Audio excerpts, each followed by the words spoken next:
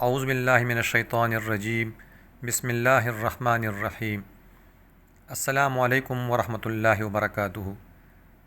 حضرت ابو سعید رضی اللہ عنہ سے روایت ہے کہ رسول اللہ صلی اللہ علیہ وآلہ وسلم نے ارشاد فرمایا، وہ عورت جو اللہ اور آخرت پر ایمان رکھتی ہو اس کے لیے حلال نہیں کہ اپنے باپ، بھائی، خاوند، بیٹے یا کسی اور محرم کی معیت کے بغیر 3 دن یا اس سے زیادہ کا سفر کرے۔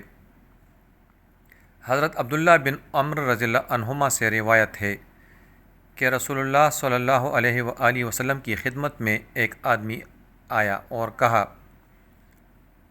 میں آپ کے پاس ہجرت پر بیعت کے لیے حاضر ہوا ہوں اور اپنے ماں باپ کو روتے ہوئے چھوڑ کر آیا ہوں۔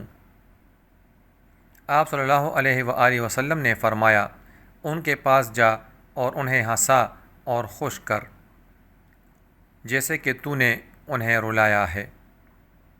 حضرت عبداللہ بن عمر رضی اللہ عنہما سے روایت ہے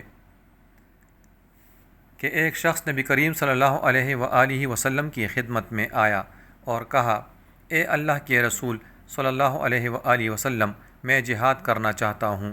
آپ صلی اللہ علیہ وآلہ وسلم نے فرمایا، کیا تیرے ماں باپ ہیں؟ اس نے کہا، ہاں۔ تو آپ صلی اللہ علیہ وآلہ وسلم نے فرمایا، تو انہی میں جہاد کر، ان کی خدمت کر، یہی تیرا جہاد ہے۔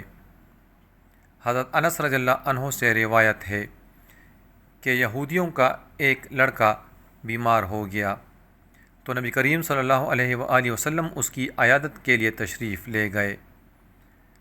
آپ اس کے سر کے پاس بیٹھ گئے اور اس سے فرمایا، اسلام قبول کر لو۔ تو اس نے اپنے باپ کی طرف دیکھا جب کہ وہ بھی اس کے سر کے پاس ہی بیٹھا ہوا تھا۔ تو اس کے باپ نے اس سے کہا، ابو القاسم کی بات مان لو۔ چنانچہ اس نے اسلام قبول کر لیا۔ پھر نبی کریم صلی اللہ علیہ وآلہ وسلم وہاں سے اٹھے اور فرما رہے تھے، حمد اس اللہ کی جس نے اس کو میرے ذریعے سے آگ سے نجات دی۔